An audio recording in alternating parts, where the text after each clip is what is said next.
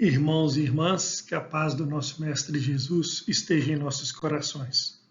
Nós estamos aqui para mais um estudo semanal, hoje com mais um capítulo do livro Pão Nosso, o livro de autoria do Espírito Emmanuel, psicografado pelo Chico Xavier. O capítulo de hoje é o capítulo Correções.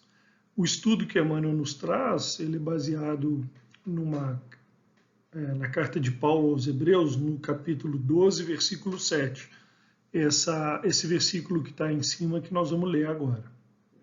Se suportais a correção, Deus vos trata como a filhos.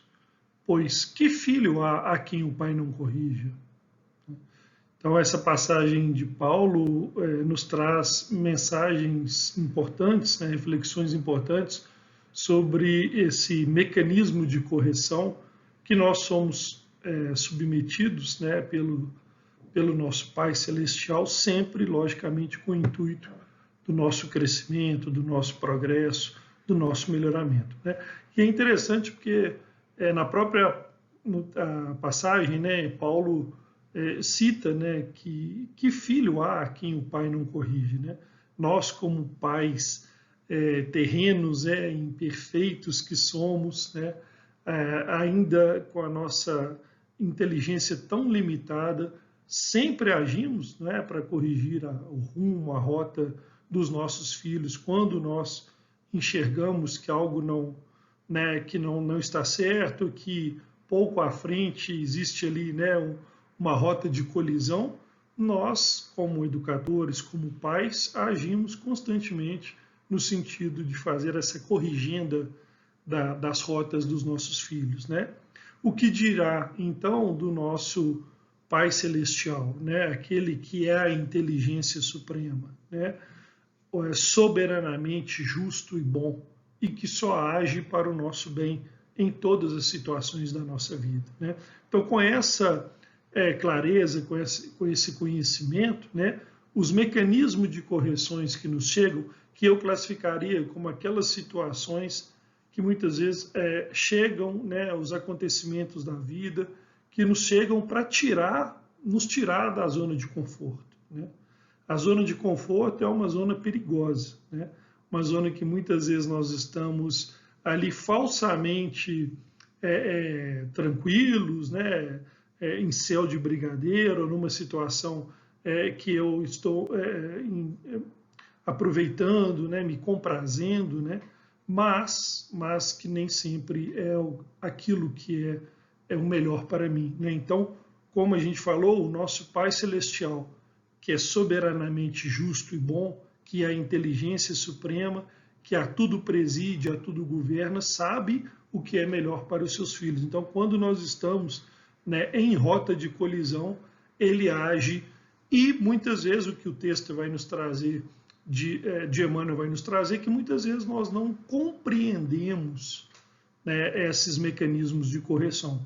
E é por isso que eu abri o texto ali com a primeira frase também que Emmanuel abre o capítulo, né, que diz: bem-aventurado, ou seja, feliz, né, o espírito que compreende a correção do Senhor e aceita sem relutar.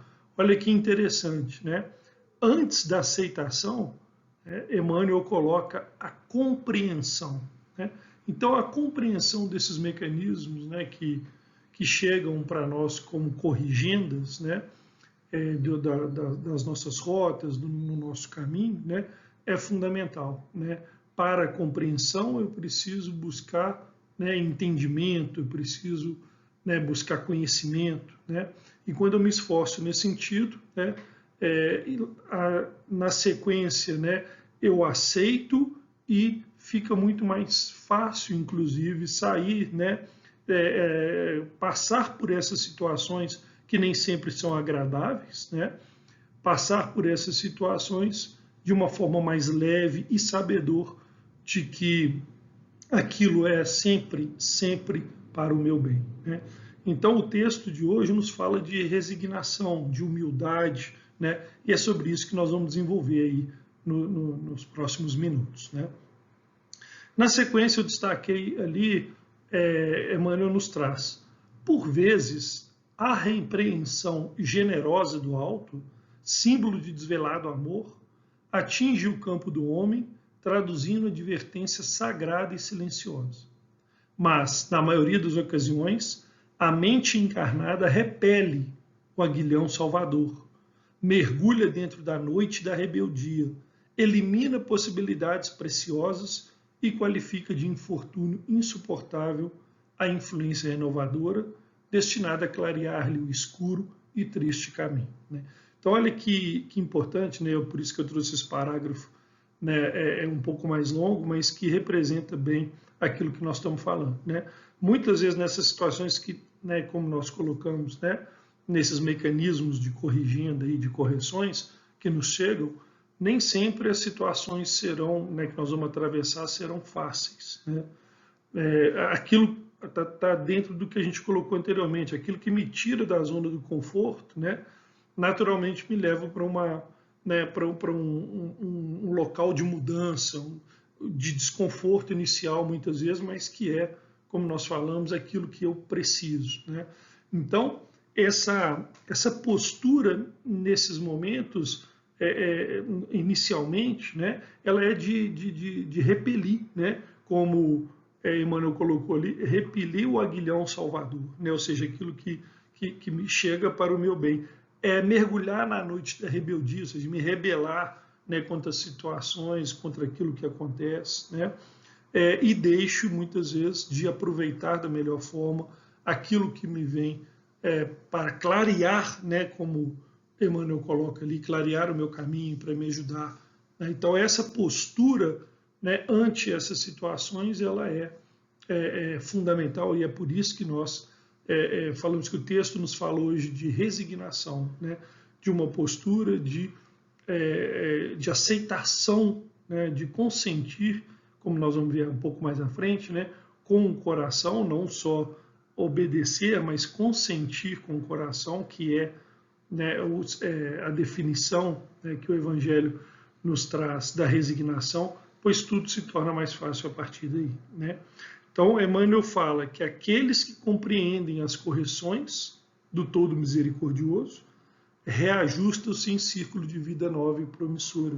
Ou seja, a partir do momento que eu compreendo e aceito essa mudança de rota, essa corrigenda, como aquilo que vem por um Pai soberanamente justo e bom para aquilo que eu preciso, eu me coloco num novo caminho promissor de reajuste e de aprimoramento.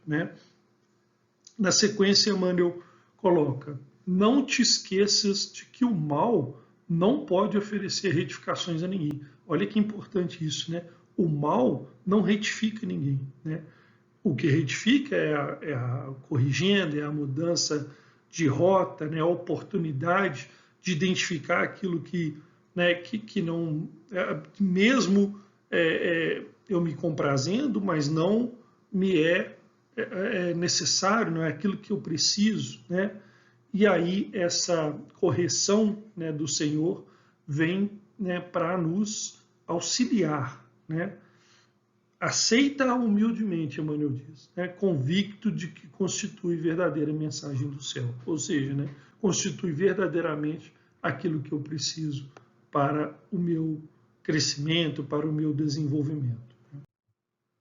E como nós falamos, o texto hoje nos traz sobre essa postura frente a essas situações que nós falamos que nos tiram da zona de conforto, mas com um propósito elevado, e nesses momentos de resignação que nós precisamos ter perante essas situações.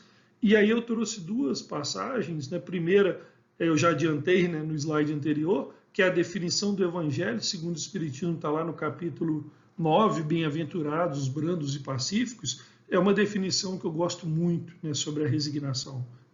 Lá no Evangelho, no capítulo 9, o Evangelho nos traz que a resignação é o consentimento do coração. Então, a obediência é o consentimento da razão. A resignação é o consentimento emocional, ou seja, é o consentimento do coração. Então, eu concordo, né, com aquilo que se passa, tendo claramente, né, compreendendo, né, aquilo que se passa e tendo a certeza de que chega para mim como uma mensagem do alto, né, para o meu bem, né? E muitas vezes a resignação ela é confundida erroneamente, lógico, né, confundida com uma postura de fragilidade, né, uma postura passiva, né? Olha o que Joana de Ângeles, eu trouxe, né, essa passagem que o Espírito Joana de Ângeles nos traz lá no livro Leis Morais da Vida, no capítulo 24, né, no capítulo intitulado Heroísmo da Resignação. Joana de Ângeles nos traz a seguinte afirmação sobre a resignação. Quiçá a resignação exija mais força dinâmica da coragem para submeter-se do que requereria a reação rebelada da violência. Entre mentes, a atitude resignada não significa parasitismo nem desinteresse pela luta. Ao contrário, enseja, ou seja, oportuniza, né, fecundo laborativo de reconstrução interior, fixação de propósitos salutares em programa eficaz de enobrecimento, né? Então, olha que mensagem profunda que Joana de Ângeles nos traz sobre a resignação, né? É necessário mais coragem, né, para ter uma postura, uma atitude resignada do que a rebeldia da violência, né? Não significa de forma alguma desistência da luta, ao contrário, né? Esforçar-se para ter uma atitude resignada ante uma situação difícil da vida, principalmente aquelas que nos tiram da zona de conforto, né? Principalmente essas, né? Não significa desinteresse pela luta, ao contrário, né? Nos dá a oportunidade de um trabalho ativo de reconstrução interior, né? Esse esforço, né, na postura resignada frente a essas situações, né, nos traz uma oportunidade de crescimento interior, né? E, como diz ali a Joana de Ângeles, né, fixação de propósitos num programa de enobrecimento, ou seja, num programa de crescimento espiritual, né? Então, mais fácil, né, se rebelar violentamente contra as situações que nos chegam, né, como mecanismo de corrigenda do nosso Pai Celestial, do que nos postarmos de forma resignada, né? É necessário mais coragem para a resignação do que para a atitude de rebeldia violenta, né? E para fechar, né, porque também o texto fala de humildade, né, lembramos que, né, no último parágrafo do slide anterior, Emmanuel recomenda, né, aceita, né, esse mecanismo de correção humildemente, né, e entende como uma mensagem dos céus que lhe chega, né?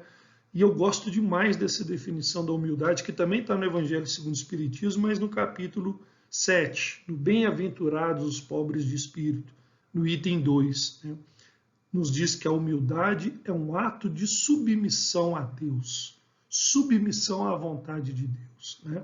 Então, sabedores que somos, né, desse Pai que é inteligência suprema, né, que só age para o nosso bem, né, pois é soberanamente justo e bom. Que aquilo que nos chega, né, e eu devo aceitar humildemente, porque eu me submeto à vontade de Deus, que sabe aquilo que é o mais importante para nós, aquilo que nós realmente necessitamos, pois, né, como nós colocamos, né, é inteligência suprema, a tudo preside, a tudo governa e sabe aquilo que é o melhor para nós. Agradecemos por mais este estudo e até a próxima oportunidade.